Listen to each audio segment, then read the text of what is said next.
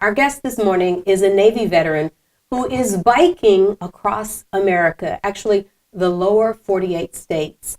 And he is on a mission to spread a message about mental health and mental well-being. This is an incredible conversation and an incredible test of faith. This morning we welcome to the OPT Network, fresh off the road and in Alexandria, Louisiana, Lieutenant Dan is what we'll call him. His name is Daniel Hurd. Daniel, good morning and welcome. Good morning. Thank you for having me. It's good to have you, and just your aura and your presence has brought so much light already into our space. I want you to talk about PTSD, but many people think that PTSD is relegated to serving in the military, being on the battlefield, but yours was quite something different. Yes, it was. Tell me about the pain that started that PTSD in your life. Well, it started as a child. I was unfortunately I was molested as a child, physically, sexually, and mentally abused, and it was by people that were close to me and my family. And unfortunately, at the time, I didn't think anything of it. It just seemed so natural at a young age. But as I got a little older, Did you think it was normal? at the time, yeah, I didn't think anything was out of the ordinary in a sense. And you were 5 years old Yeah, when the abuse started? as far as I can remember back. Yeah. Mm-hmm. And you know, it got to a point where I started using drugs at an early age.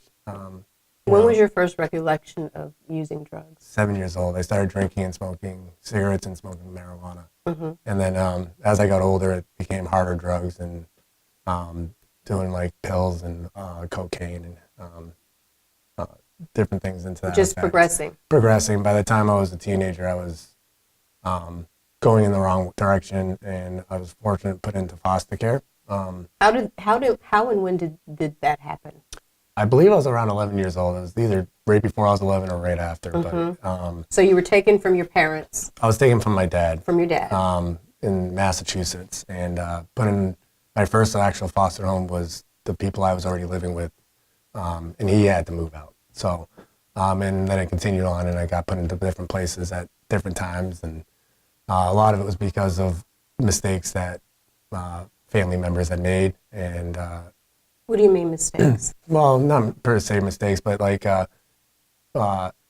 wrong direction ideas and the thoughts that they were having between like child pornography and stuff like that. Mm-hmm. And it really just got to a point where Do you start to think as a kid, why won't somebody protect me? Why won't somebody make this stop? when I was at that age, I really didn't have those, like I had those thoughts, but I didn't really think too much into them because I just thought it was routine. It wasn't until the end of middle school, beginning of high school, that like the DARE program was a thing. And the police officer comes in and he pulls out his briefcase and he shows all these drugs that are not legal, that you're not supposed to do. And you're already taking some of them. and I'm I looking think. at them, and I've done about 3/4 of them at that point. Uh-huh. And you know, at that point in my life, I thought my norm was norm, and in reality, it was far from it. So your dad and your grandfather were molesting you. Were you able to say that to your foster family when you find that safety? Are you able to say to them what's really happened to you? Not at first. It wasn't until pretty much after the military, where I even like took the time in actual therapy sessions to kind of have those thoughts that I had put away for a long time and didn't want to remember, that came back. So even as a child, when you were going into therapy, had you not spoken it? I had not spoken it. I didn't speak about it until I was about 27, 26. And I'm 29, almost 30 now. So it's only been a few years since I've actually even wanted to talk about it. Is it still hard? Every day gets a little easier because I talk to so many people, and I share my story about that and the military and drug use and the fact that I just deal with long-term depression still on a daily basis. I've just found the tools that and the resources that I need to keep me happy and keep me going, and the lifestyle that I've decided has really made my life a lot simpler. So keeps me positive. And so as you start to open up that metaphorical Pandora's box, what is it like when you start to remember? A little bit at first, it's daunting. Like the things that you've tried to hide for so long and forget about, really start flooding in, and Does it seem surreal? absolutely. There's been times where I even questioned if it actually happened because of other people saying it never happened. So, The perpetrators who say that it never happened. yeah, even people that are supporters of them just say that they would never do that, or why did it happen to you and not anybody else? Because I have siblings. Wow. And it made me for a long time question my own thoughts and And does that take you deeper into the abyss of your thoughts and into that mental almost decline? absolutely. So when I started getting deeper into uncovering a lot of my stuff, I was going through a lot, and when I was 27, I actually attempted my second suicide attempt. A lot of it was due to drug use. I put myself in a psychosis on cocaine. But a lot of the issues that I was having was paranoia of having people following me, certain people, and just having all these things that I was going through, and I was doing cocaine just to kind of re-hide those things, or at least make it so I could deal with it. And over time, it just got worse and worse until I finally didn't want to deal with it anymore, and made a plan, and unfortunately tried to commit my second suicide attempt. And it took a lot of for my second suicide attempt.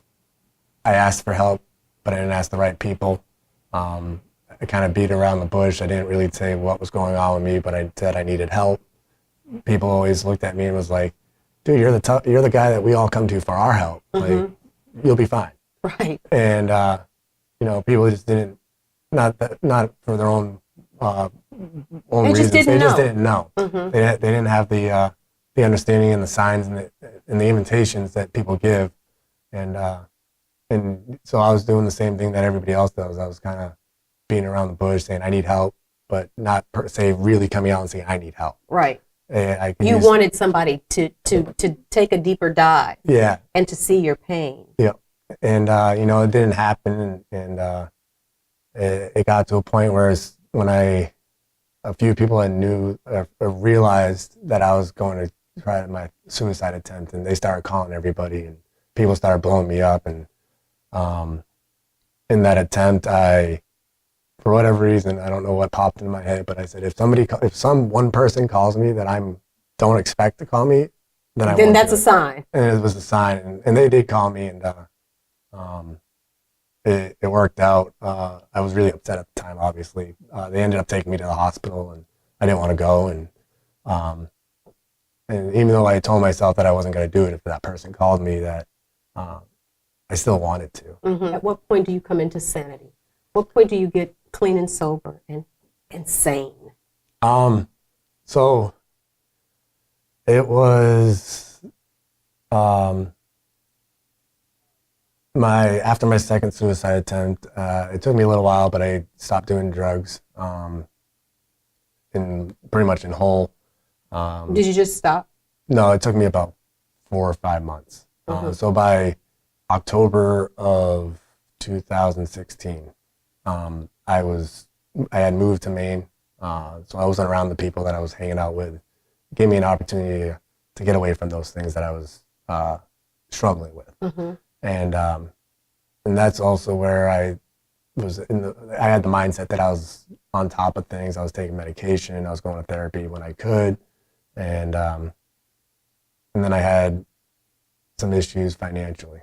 I lost everything I had, and it kind of took a toll on me because I think I was at 28 years old. I was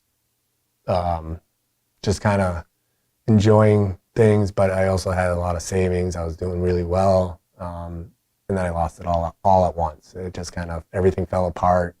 I blamed it because at that time I was blaming it on because I was doing so good when I was on drugs, Right. I didn't steal from people. I always made my own money. I did everything I needed to do.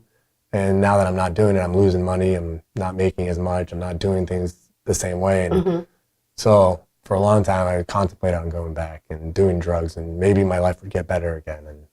But because of the financial struggle I was having, I ended up having a friend of mine that gave me a job and let me stay on his property that I worked on. And I was very fortunate for it. But at the same time, I didn't think I could get out of it.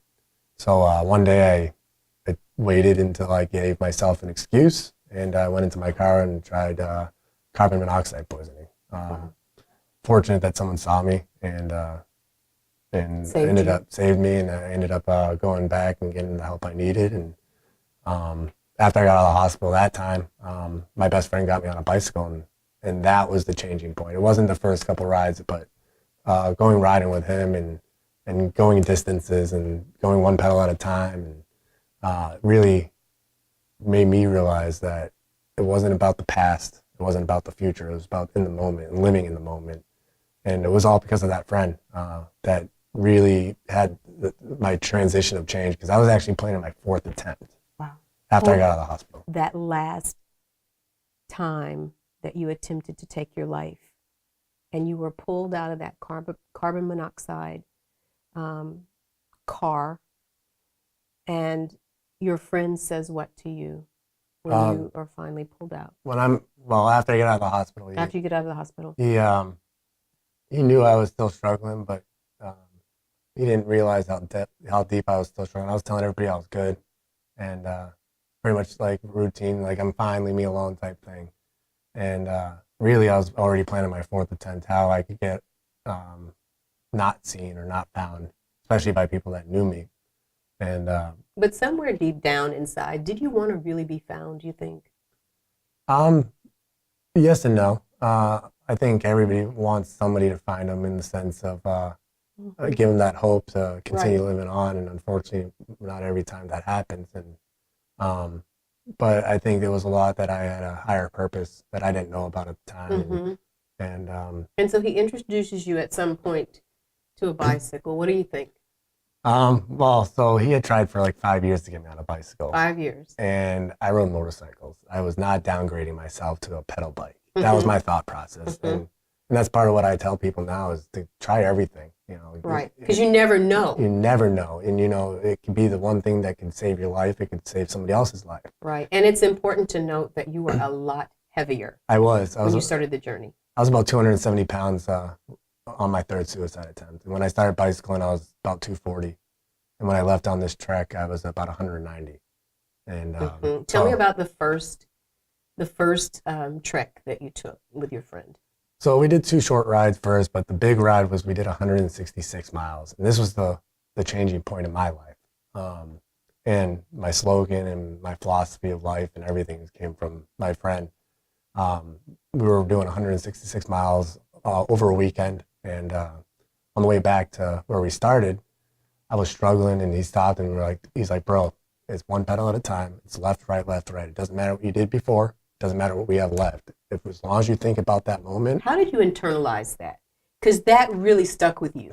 It's one pedal at a time, left, right, left, right. It doesn't matter where we came from. It doesn't necessarily matter even where we're going. It's just one pedal at a time. So at that very, very moment, obviously it stuck with me, but I didn't really understand why. It didn't go right. At the end of that ride, and when I ended up buying my own bicycle and started riding. Every time I'd start to struggle, for whatever reason, that his voice would pop in my head and say, you got this. It's one pedal at a time, left, right, left, right. And anytime I struggled, that would just give me the motivation to keep going. And the longer I had that in my mind, I realized that it was about living in the moment. And it literally felt like I had somebody take a glow stick and throw it in my dark void that I was stuck in.